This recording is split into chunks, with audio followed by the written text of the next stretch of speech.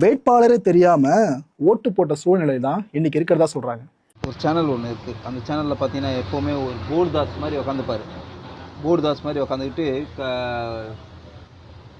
சமூக நீதி, சமத்துவம் அப்படின்னு வாய் வார்த்தையாக பேசுவார். அது வந்து தமிழ்நாட்டில் நடக்கிறத பற்றி மேக்ஸிமம் பேச மாட்டார்.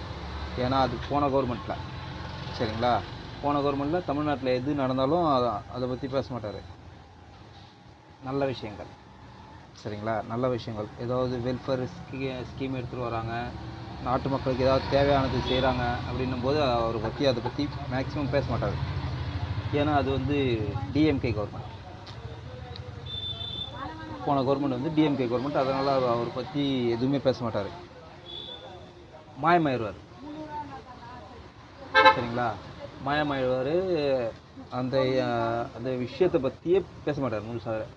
இது மாதிரி பண்ணாங்க, இது இவங்களுக்கு நலத்திட்ட உதவிகள் செஞ்சாங்க, இவங்க இருக்கவங்களுக்கு பொதுமக்களுக்கு ஒரு பள்ளிக்கூடத்துக்காக நல்ல ஒரு பள்ளிக்கூடம் கட்டி கொடுத்தாங்க கேம்பில் அப்படின்ற பற்றி அதெல்லாம் பேசவே மாட்டார். அவர் பேசுகிறதெல்லாம் பார்த்திங்கன்னா பக்கத்து ஸ்டேட்டில் ஏதாவது ரேப் நடந்தது, ஏதோ ஒரு 27 பேரை கொன்னுட்டாங்க அப்படின்ற சீனுக்கு ஆந்திராவில் நடந்தது, அதை பற்றி பேசியிருக்காரு. பாண்டிச்சேரியில் நடந்த கஞ்சா அடிச்சுட்டு ஒரு பையன் வந்து 10 வயசு குழந்தைய வந்து ரேப் பண்ணி சாக்கடையில் போட்டு வச்சுருந்தான், அதை பற்றி பேசியிருந்தார். நானும் வந்து அந்த சேனலில் வந்து சப்ஸ்கிரைப் பண்ணி வச்சுருந்தேன். அவர் எப்போவுமே பேசுகிறாரு, கரெக்டாக தான் பேசுகிறாரு அப்படின்றது கவனிச்சிருக்கேன். ஆனாலும் அவரை நான் கண்டினியூஸாக கவனித்ததுனால என்னமோ அவர் ஒரு விஷயத்தை பற்றி மட்டும் பேசாமல் இருந்தார் அப்படின்றத கவனித்தேன், சரிங்களா. அது என்ன இது அப்படின்னாக்கா, இந்த டிஎம்கே செய்கிற நலத்திட்ட உதவிகளை பற்றி இது வரைக்கும் வாய் திறந்து அவர் பேசுன மாதிரி நான் இது வரைக்கும் நான் பார்த்ததே இல்லை, சரிங்களா.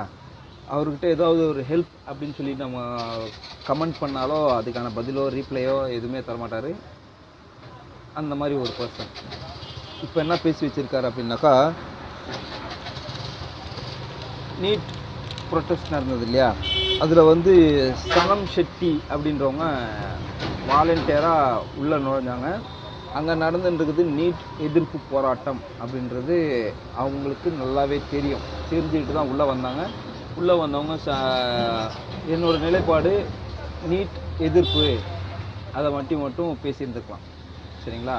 இப்போது நீட் எதிர்ப்புனாலே இப்போ அரசாங்கத்தை கேள்வி தான் கேட்குறாங்க அப்படின்றது தான் பொருளாகுது அந்த இடத்துல. நீட் எதிர்ப்புனால யார் நடத்துகிறா? கவர்மெண்ட் தான் நடத்துது. கவர்மெண்ட்டுக்கு ஆப்போசிட்டாக தான் ஆப்போசிட்டில் உட்காந்துருக்கவங்க யார் ப்ரொட்டஸ்ட் பண்ணுறாங்களோ அவங்க பேசுவாங்க. அதுதான் அவங்க